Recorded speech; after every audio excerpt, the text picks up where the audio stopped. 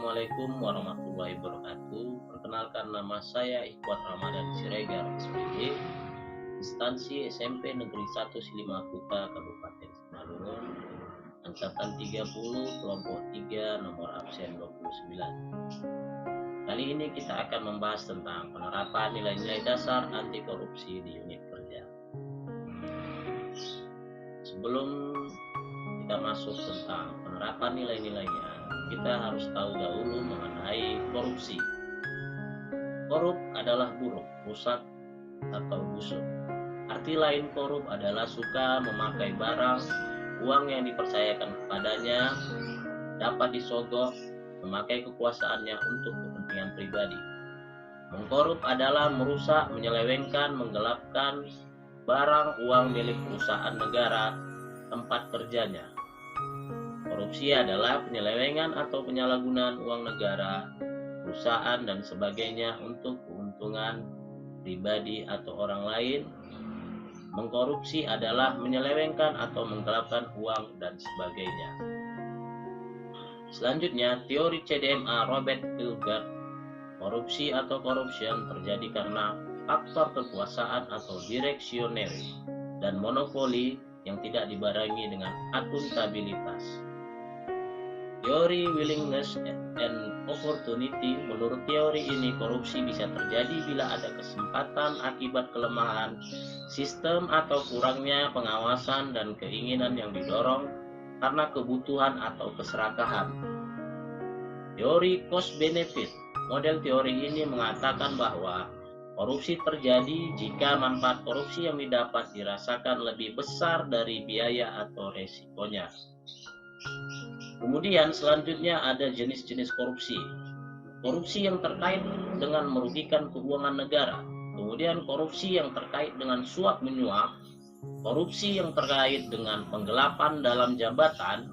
Kemudian korupsi yang terkait dengan pemerasan. Kemudian korupsi yang terkait dengan perbuatan curang.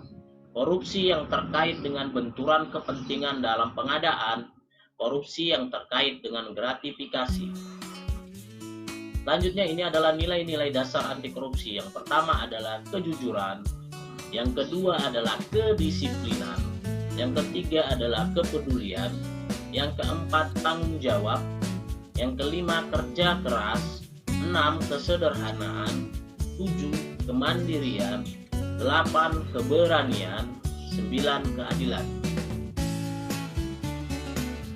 Ini adalah penerapan nilai-nilai anti korupsi di unit kerja saya. Yang pertama adalah kejujuran. Menerapkan nilai kejujuran di sekolah sebagai guru, yaitu berbuat dan berkata sesuai dengan fakta yang sudah dilaksanakan.